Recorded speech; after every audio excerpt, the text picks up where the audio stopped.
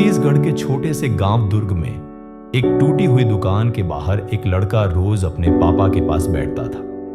दुकान थी cycle repairing की। धूप हो या बारिश, पापा हमेशा साइकिल की चेन में हाथ डालकर ग्रीस से सने रहते। और वो लड़का राहुल वहीं पास में बैठा किताबें पढ़ता रहता।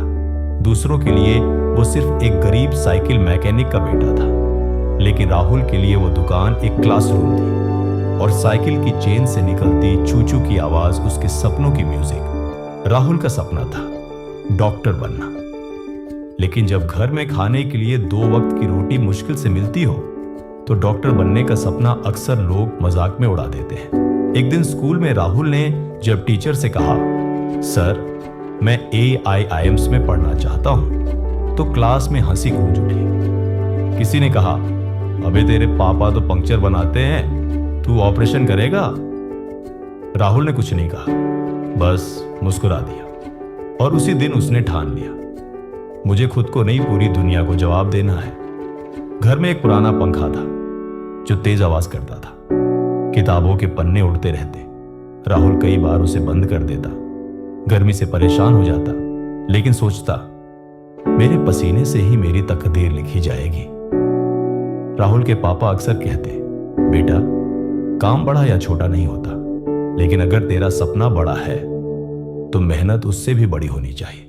फिर एक दिन स्कूल में एक मेडिकल एंट्रेंस के वर्कशॉप की घोषणा हुई। शहर से कुछ लोग आए थे जो नीट की तैयारी करवाते थे। उन्होंने बताया कि वो एक स्कॉलरशिप टेस्ट लेंगे और जो पास होगा उसे फ्री कोचिंग दी जाएगी।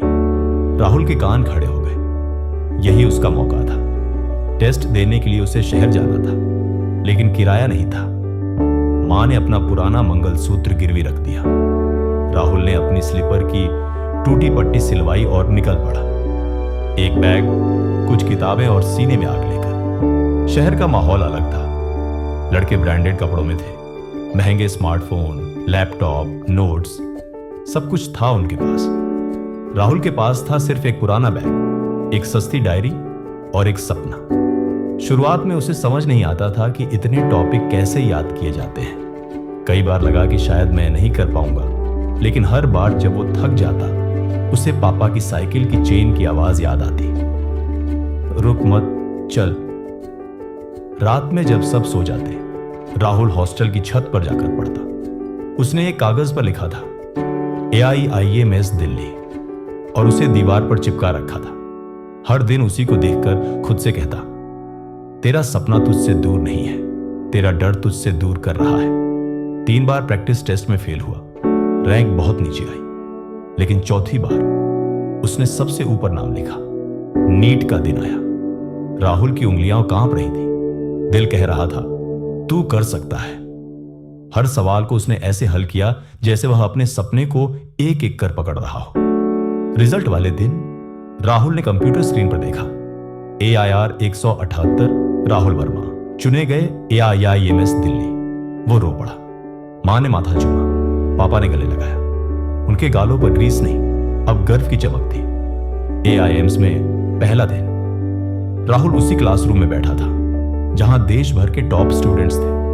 किसी के पापा IAS थे, किसी के डॉक्टर, किसी के बिजनेसमैन। जब प्रोफेसर ने पूछा, तुम्हारा बैकग्राउंड? राहुल खड़ा हुआ और कहा, मेरे पापा साइकिल मैकेनिक हैं और मैं उस दुकान से यहां तक आया हूं। पूरा क्लास चुप था, लेकिन राहुल के भीतर शोर था, संघर्ष का, मेहनत का और विश्वास का। 4 साल बाद राहुल एक सफल डॉक्टर बन चुका था। कई अस्पतालों से ऑफर मिले, लेकिन उसने फैसला किया, मैं अपने गांव वापस जाऊंगा, वहीं एक क्लिनिक खोलूंगा जहां इलाज फ्री होगा। आज उसका क्लिनिक दुर्ग के उसी मोहल्ले में है जहां वो किताबें पढ़ा करता था। अब वहां छोटे छोटे बच्चे आते हैं और कहते हैं, राहुल भैया जैसा डॉक्टर बनना है। अब वो राहुल नहीं, डॉक्टर राहुल वर्मा है।